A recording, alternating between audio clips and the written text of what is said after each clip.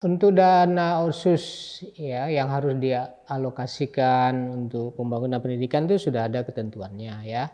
Ada undang-undang, maaf bukan undang tapi kanun, tentang penyelenggaraan pendidikan yang sudah beberapa kali diubah kanun itu ya.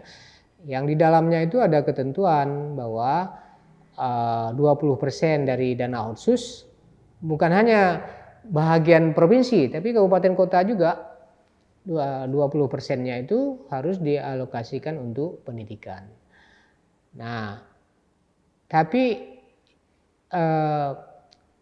ada dampak positif, ada yang belum berhasil dengan baik. Dampak positifnya apa yang disebut dengan APS ya, angka partisipasi sekolah di Aceh ini sudah lumayan, relatif bagus. Ya, APK, APM ya, angka partisipasi kasar, angka partisipasi murni Aceh ini bagus. Angka melek huruf juga bagus. Tapi, tapinya ini itu semua adalah indikator kuantitas. Tapi kalau kita lihat indikator kualitas, nah ini yang masalah di Aceh. Ya, kualitas ini kan diukur dengan misalnya skor sains ya, kan terkenal itu dengan indikator PISA, ya, kita tertinggal. Ada indikator misalnya kelulusan di perguruan tinggi, kita tertinggal. Uji kompetensi guru UKG, kita tertinggal.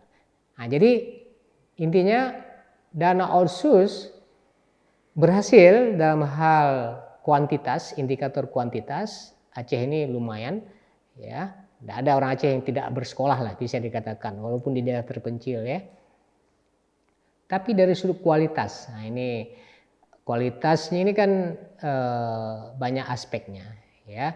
Tapi karena saya background saya ekonomi melihat outputnya. Kalau outputnya berkualitas berarti prosesnya berkualitas.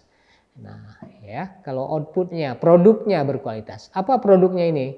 Produknya ini misalnya guru. Ya, guru ya mesinnya apa? LPTK. Ya kan? Masuk perguruan tinggi, ya, daya saing masuk perguruan tinggi, ya itu outputnya. Apa prosesnya? Prosesnya bagaimana proses belajar mengajar di tingkat SMA. Itu artinya mudah melihatnya. Lihat kualitas output berdampak dari proses yang tidak baik. Kalau input, saya kira anak-anak Aceh ini ya apa kurangnya dengan daerah lain? Nah, mungkin di proses tadi.